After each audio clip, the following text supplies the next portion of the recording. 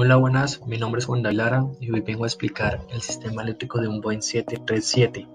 Iniciaremos de lo más básico hasta donde se me permita llegar a lo avanzado. Para empezar, el panel del sistema eléctrico de esta aeronave se encuentra en el overhead panel, justamente en esta zona.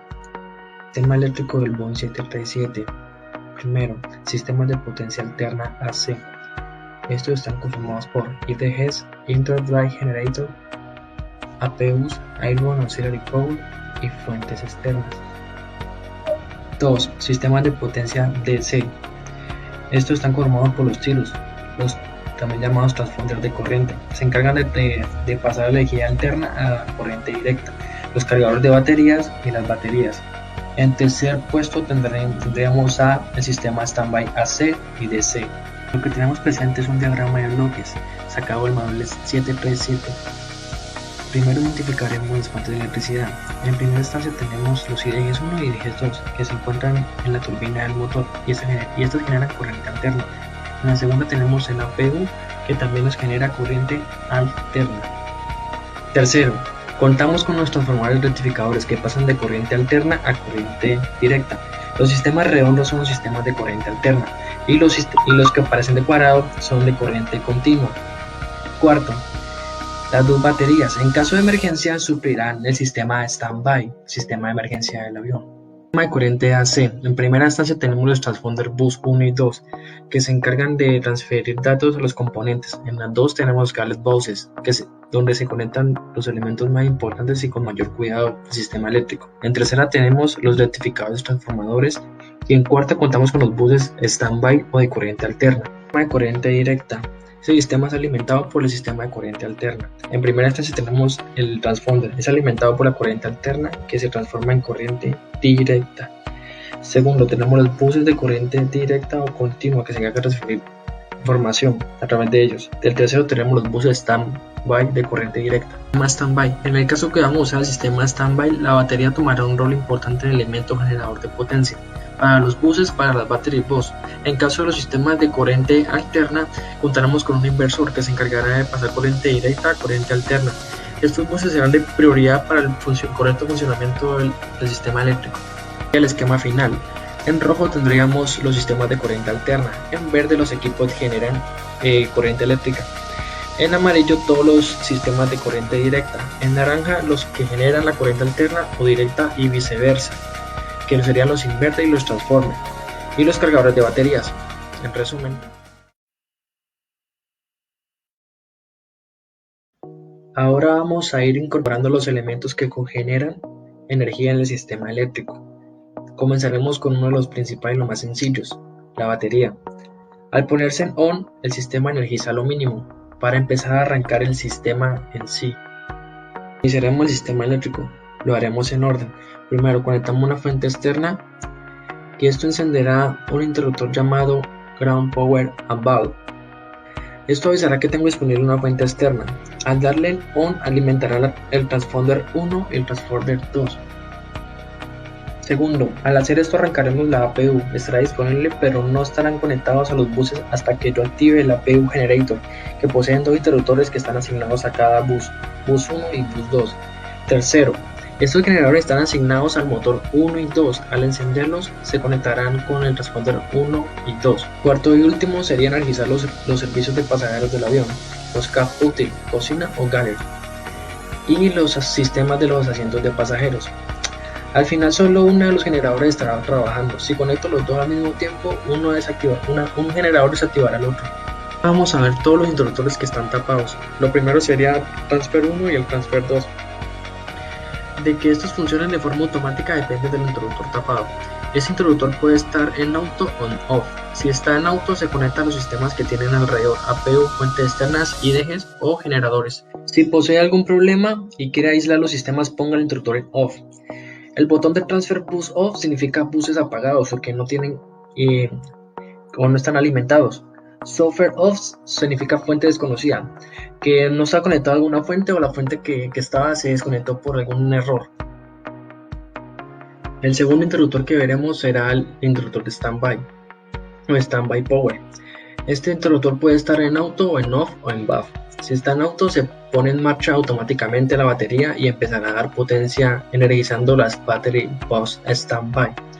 Si está en off, desconecta el sistema de standby. Si lo colocamos en BAT, se conectará la batería de forma manual. En el interruptor Standby Power Off da a entender que no hay alimentación en los buses de standby ni en el bus de la batería.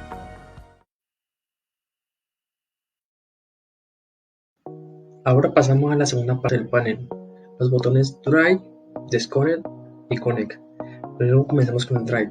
El Drive lo que trata es de decirnos es identificar el IDG, desconectar o conectar el IDG 1 o el IDG 2. Cuando se enciende la luz de Drive, indica que está fallando por temperatura de aceite alta, fallo del IDG, apagado el motor o IDG desconectado. En caso de emergencia se usan los botones de desconectar para desconectar de forma manual los IDG. Ahora proseguimos con este panel. Este panel muestra información de cómo tengo la corriente directa o cómo tengo la corriente alterna, el voltaje y el amperaje. Me deja seleccionar los diferentes sistemas, ya sean de corriente alterna y de corriente directa. Tenemos tres luces de advertencia.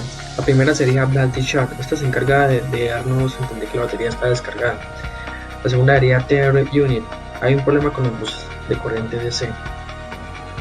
Y la tercera sería ELEC. Se enciende cuando hay un problema en el sistema DC o en el sistema Standby. El 787 posee más generadores que otros aviones, porque sus sistemas requieren más electricidad. Hay 10 generadores, 2 en cada motor y 2 en la parte trasera del avión, justamente en el APU. Cada motor tiene 2 generadores llamados generadores de arranque de frecuencia variable, PFCG, y estas se encuentran conectadas directamente al engranaje del motor. ¿Por qué se denomina frecuencia variable? Porque la frecuencia se genera en función a la velocidad del motor, y estos son la primera fuente de energía eléctrica cuando los motores están encendidos. Y en tierra también pueden usarse como para mantenimiento o para poder arrancar el sistema y poder arrancar los motores sin ningún tipo de planta externa en tierra. Los generadores de la APU tienen la energía de una batería dedicada o de una planta externa para arrancar el APU o para poder arrancar el BFCG. El 787 tiene 2 compartimentos de equipos eléctricos, uno más que otro por el modelo. La mayoría de los sistemas del 787 se alimentan de energía a través de un compartimento eléctrico trasero y de las unidades de distribución de energía. Una de las características claves de un Boeing 787 es que su sistema eléctrico es basado en una alimentación trifásica de 230 voltios AC, que se distingue de las convencionales, que son de 3 fases y a 115 voltios AC, que se utilizan normalmente en los aviones. Este aumento de tensión disminuye las pérdidas de alimentación eléctrica al reducir el cableado eléctrico.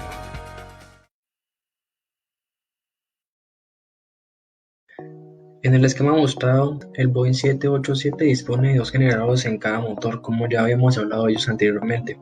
Cada uno es de 250 kV AC. El resultado en total son 500 voltios AC de potencia generada por canal. Los generadores son de frecuencia variable, donde ésta se aleja con otras aeronaves, donde sus principales fuentes de generación de energía son a frecuencia constante de 400 Hz.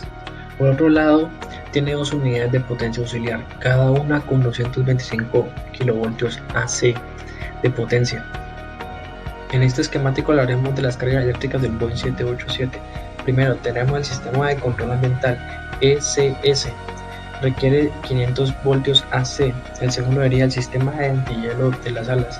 Esto requiere unos 100 kilovoltios AC. Las bombas de los motores eléctricos.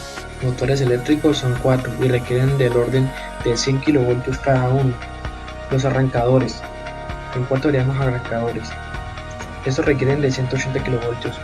Debido a los altos requerimientos del sistema eléctrico y a la inmensidad de sus cargas que deben de ser abastecidas, el Boeing 787 dispone de 4 niveles distintos de tensión. Primero, 230 por 200 voltios AC. Segundo, 115 a 200 voltios AC. Tercero, 28 voltios CC.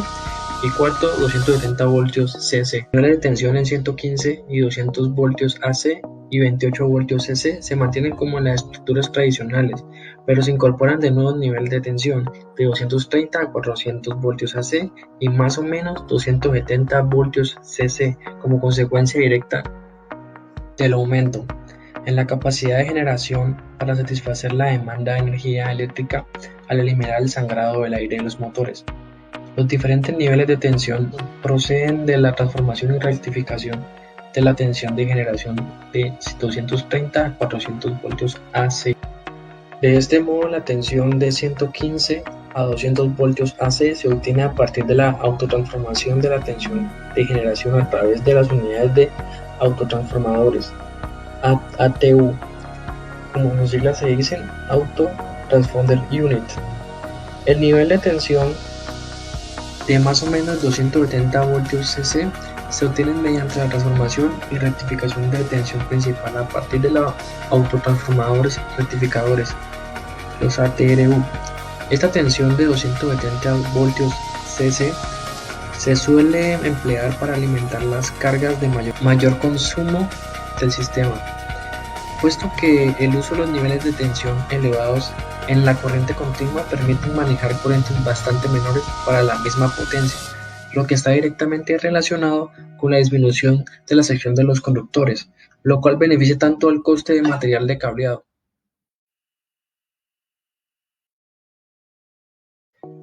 como el peso del avión. Por último, la tensión de 28 voltios CC también produce el proceso de rectificación y se consigue a partir de las unidades de transformación y rectificación TRU ya mencionadas. Ahora hablaremos de los conductores del Boeing 787. Los conductores son las partes más importantes del sistema de distribución eléctrica de un avión, puesto que son encargados de transportar las grandes cantidades de energía eléctrica a lo largo del avión. Algunas de esas características de especificación. Primero, la sección de los cables debe ser capaz de transportar la corriente requerida sin sobrecalentamientos o sin posibilidad de quemarse. Los conductores deben incorporar un material aislante con el objetivo de prevenir los cortocircuitos con otros conductores y elementos metálicos. Tercero, la mayoría de los fabricantes instala una codificación de colores en la cubierta para distinguirlos. De esta forma, para un sistema trifásico, la fase A es roja, la B es amarilla y la C es azul. Cuarto, la caída de la tensión máxima admisible en los conductores debe ser ajustable a la siguiente tabla donde se indican las máximas caídas de tensión admisibles. En cuanto a la configuración típica de los cables, en un único conductor puede estar formado por uno o más almas, y según el número de almas por la que esté formado pueden ser unipolares, bipolares, tripolares, tetrapolares o multipolares. No obstante, en los aviones se utilizan mayoritariamente conductores unipolares. Por otro lado, se dice que un alma es rígida cuando está formada por una varilla sólida, conductora y flexible, cuando esta está compuesta por múltiples hebras de hilo trenzado. Normalmente, los conductores de avión suelen tener almas flexibles. En más de ciertas áreas está restringido el uso de conductores de almas rígidas. Ahora les hablaré de lo que están hechos estos materiales. En mayor parte de los casos, las almas se fabrican en cobre con recubrimientos de estaño, la plata o níquel. Los recubrimientos se utilizan para prevenir la oxidación y mejorar el comportamiento del cobre a elevadas temperaturas. Asimismo, se suelen encontrar almas de aluminio. Sin embargo, el uso de este material tiene ciertas limitaciones, puesto que debido a su menor resistencia mecánica, las conexiones se convierten en un punto débil que pueden llegar a ser quebradizos al estar sometidos a vibraciones mecánicas. Por ejemplo, suelen usarse en hilos de elevada sección o en líneas relativamente fijas e instaladas en zonas alejadas de vibraciones. A pesar de las limitaciones comentadas, el aluminio también se emplea cuando las distancias de conexiones son grandes, como en el Airbus 380 o en el caso de nosotros el Boeing 787. Al usar conductores de aluminio se consigue un gran ahorro de peso. Ahora hablaremos de la distribución de potencia del Boeing 787. Desde el compartimento central se alimentan un número reducido de cargas que trabajan a la tensión de generación de 230 voltios AC y además todas las cargas de mayor consumo que se alimentan de continuidad de 270 voltios CC. Además de este, En este compartimiento están instaladas las unidades de autotransformación y rectificación ATRU, la batería de la APU con su cargador y los diferentes controladores del motor, elementos de control y protección de barras. Por otro lado, en el compartimento delantero se alimentan los equipos que trabajan a 115 voltios AC y 28 voltios CC, el autotransformador ATU y las unidades de transformación y rectificación TRU, la batería principal y su cargador. Como antes hemos mencionado, las máquinas y cargas de altos requerimientos de potencia eléctrica tienen un impacto significativo en la aeronave, como la necesidad de incluir distintos puntos de distribución a lo largo de la aeronave para conseguir llevar a cabo la distribución secundaria de la potencia. Estos puntos de distribución se denominan como unidades de distribución remotas de potencia, RDPU, Remote Power Distribution, y están ubicadas en las posiciones que podemos observar en el esquemático. Observamos que el Boeing 787 dispone de 17 unidades de distribución remota, RDPU, repartidas a lo largo del avión. Las unidades de distribución remota se instalan cerca de las cargas a las que alimentan, de forma que se reduce considerablemente la longitud de los conductores y en consecuencia el peso. El coste de mantenimiento e instalación asociado se puede reflejar en el esquemático. El reparto de los RDPU es prácticamente simétrico. Solo en la zona delantera existe una pequeña variación entre los dos lados del avión. Esta simetría provoca que la mayoría de las cargas se repartan uniformemente entre ambos lados de la aeronave, lo que habrá que tenerlo en cuenta a la hora de simular el sistema eléctrico. En la ilustración también podemos apreciar la distribución de energía primaria, que lleva a cabo 4 paneles de distribución principales, 2 de ellos en el compartimento delantero de distribución y otros 2 en el central. Los del compartimento central contienen los controladores del motor para 4 bombas de motores eléctricos. Los controladores del motor de arranque y controlador del motor están reflejados, que podemos observarlo en el cableado existente entre los motores y el compartimento principal de la distribución de ambas figuras. No será clave a la hora de estructurar el sistema eléctrico del avión. Otras fuentes que generan electricidad del avión. En tierra tenemos 3 receptáculos externos para potencia de 115 voltios AC. Tenemos el APU, tenemos la batería principal y la batería del APU. Durante el vuelo la energía auxiliar incluye batería principal, batería de APU y Turbine Air Run. Ahora hablaremos un poco de las baterías. En el caso del Boeing 787 se usan las baterías de ion litio. ¿Dónde se encuentran ubicadas las baterías? La batería principal se encuentra ubicada en el panel frontal de los equipos electrónicos, fuselaje inferior, cerca del frente del avión, y las baterías de la APU en la parte posterior del equipo electrónico, fuselaje inferior, cerca de la parte trasera del avión.